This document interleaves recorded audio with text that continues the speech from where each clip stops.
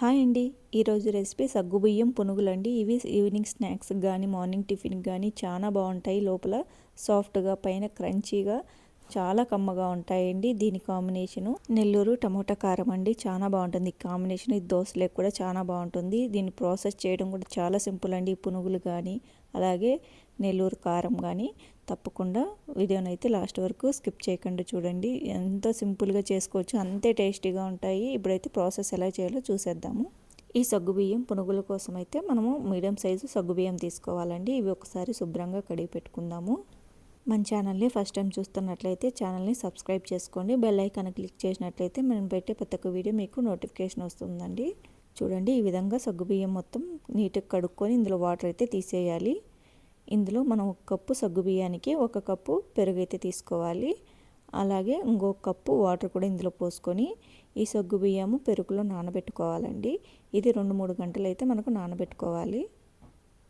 ఇక్కడ నేను 3 గంటలు అయితే నానబెట్టాను. చూడండి, 3 గంటల తర్వాత మనకి ఏ విధంగా ఈ సగ్గుబియ్యం బాగా మెత్తగా నానిపోయాయో. ఈ పునుగుల పిండి రెడీ చేసుకోవడానికి ముందుగా మనము ఉల్లిపాయలను అయితే కట్ చేసి పెట్టుకోవాలండి. ఇక్కడ నేను 2 ఉల్లిపాయలు అలాగే పచ్చిమిర్చి, కొత్తిమీర, కరివేపాకును ఈ విధంగా సన్నగా కట్ చేసి పెట్టుకోవాలి. అలాగే 1 కప్పు బియ్యం పిండి, వేయించుకున్న పల్లీలు, కొద్దిగా అల్లము, కొద్దిగా జీలకర్ర, ఈ వీటితో మనం పునుగులు అయితే రెడీ చేసుకోవాలి. ఈ సగ్గుబియ్యం పెరుగులో నానబెట్టుకున్నప్పుడు పునుగులు చాలా మంచి టేస్ట్గా ఉంటాయండి. చూడండి, ఇక్కడ నేను 2 ఉల్లిపాయలు సన్నగా చాప్ చేసి వేసుకుంటున్నాను. అలాగే పచ్చిమిర్చి తరుగు, కొద్దిగా కొత్తిమీర, అలాగే కరివేపాకు కూడా సన్నగా చాప్ చేసి వేసుకుంటున్నాము. ఇందులోనే 1 కప్పు సగ్గుబియ్యానికి 1 కప్పు బియ్యం పిండి వేసుకోవాలి. అలాగే వేయించుకున్న పల్లీలు కొద్దిగా అల్లము, కొంచెం జీలకర్ర, ఇందులోనే తగినంత ఉప్పు కూడా యాడ్ చేసుకొని ఇవన్నీ కలిసే విధంగా కలుపుకోవాలండి. ఎక్కువ నలపకుండా కలుపుకోవాలి. ఎక్కువ నలిపినామంటే మనకు ఇవి సగ్గుబియ్యం కూడా మెత్తగా అయిపోతాయి. అలా కాకుండా కలుపుకుంటూ కొద్దిగా మీకు గట్టిగా ఉంటే వాటర్ కూడా యాడ్ చేసుకుంటూ కూడా కలుపుకోవచ్చు. చూడండి, ఈ విధంగా మనము గట్టిగా నలపకుండా కలుపుకోవాలి.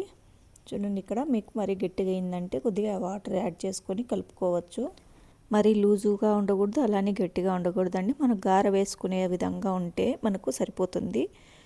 చూడండి, ఈ విధంగా అయితే మనం రెడీ చేసుకున్నాక మనం ఇక్కడ చేతికి తీసుకున్నప్పుడు ఏ విధంగా వస్తుందో ఒకసారి చూడండి. ఇలా చేతికి వచ్చినప్పుడు మనం పునుగులు అనేది ఈజీగా వేసుకోవచ్చు. అలాగే ఇక్కడ మీరు అల్లము, జీలకర్ర స్కిప్ చేయొచ్చండి. అవి లేకుంటే చాలా బాగుంటాయి, పిల్లలు కూడా ఇష్టంగా తింటారు. దీనికి వంట సోడా కూడా అవసరం లేదండి, చాలా బాగుంటాయి. లోపల మెత్తగా పైన క్రంచీగా పిల్లలు కూడా ఎంతో ఇష్టంగా తింటారు. అలాగే దీనికి కాంబినేషన్ కూడా అవసరం లేదండి. లోపల మనకు పల్లీలు ఉంటాయి, అలాగే పచ్చిమిర్చి ఉంది. మనము ఇవి తింటున్నప్పుడు పల్లీ కమ్మదనము, అలాగే స్పైసీకి పచ్చిమిర్చి, క్రంచీకి బియ్యం పిండి, ఇవన్నీ కూడా చాలా మంచి టేస్ట్ ఇస్తాయండి. తప్పకుండా ట్రై చేయండి. అయితే మీరు ఇంట్లో పిల్లలు అందరూ తింటున్నట్లయితే అల్లము, జీలకర్ర స్కిప్ చేయండి, చాలా బాగుంటాయి. దీనికి కాంబినేషన్ కూడా మనకు అవసరం లేదు, అంత ఇష్టంగా తింటారు. ఇన్కేస్ ఇష్టపడే వాళ్ళైతే పల్లి చట్నీ కానీ లేదంటే నెల్లూరు కారము ఇలా కాంబినేషన్ కూడా తినచ్చు. ఇక్కడ మీకు నెల్లూరు కారం కూడా ఏ విధంగా చేసుకోవాలో చూపిస్తాను. తప్పకుండా ట్రై చేయండి. మీకు ఎలా వచ్చిందో నాకు కామెంట్ బాక్స్లో తెలియచేయండి. ఇప్పుడు నెల్లూరు కారం ఎలా రెడీ చేసుకోవాలో చూసేయండి. ఇక్కడ నేను 3 టమోటాలు, 2 ఉల్లిపాయలు, కారము, ధనియాల పొడి, వెల్లుల్లి రెబ్బలు, జీలకర్ర, ఇవి అయితే మనం రెడీ చేసి పెట్టుకోవాలి. ఇప్పుడు మిక్సీలో వేసుకుందామండి ఇవన్నీ కూడా. ఇక్కడ ఉల్లిపాయలు, అలాగే టమోటాలు, కొద్దిగా జీలకర్ర 1/2 స్పూను, వెల్లుల్లి రెబ్బలు 5-6, అలాగే తగినంత కారము, కొద్దిగా 1 స్పూన్ ధనియాల పొడి, అలాగే ఉప్పు తగినంత, ఇవన్నీ కూడా మనం గ్రైండ్ చేసుకోవాలి. చూడండి, ఈ విధంగా పేస్ట్ లాగా మనం అయితే గ్రైండ్ చేసుకోవాలి.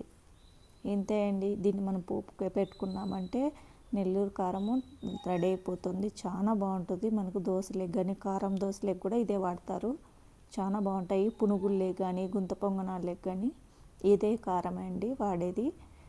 ఇప్పుడు పోపు కోసము బాండీలో ఆయిల్ కొద్దిగా వేసుకొని ఆవాలు ఈ విధంగా వేయించుకోవాలండి. ఇవి చిటపటలాడే వరకు వేయించుకోవాలి ఆవాలు. ఇందులో కొద్దిగా కరివేపాకు కూడా వేసుకోవాలి. ఈ కరివేపాకు కూడా కొద్దిగా వేగాలండి.